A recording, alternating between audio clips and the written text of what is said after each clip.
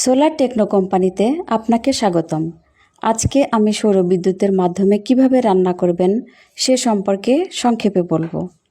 এই ফুল প্যাকেজটিতে থাকবে 570 watt solar panel, একটি চার্জ কন্ট্রোলার, 130 এম্পিয়ার ব্যাটারি, একটি সৌর চুলা ও 3টি পাতিল। সর্বমোট মূল্য 74,000 টাকা। এই সিস্টেমের মাধ্যমে দিনে রান্নার পাশাপাশি রাতেও 2-3 ঘন্টা রান্না করতে পারবেন।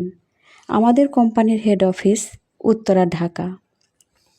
এখান থেকে আমরা সারা দেশে সার্ভিস দিয়ে থাকি।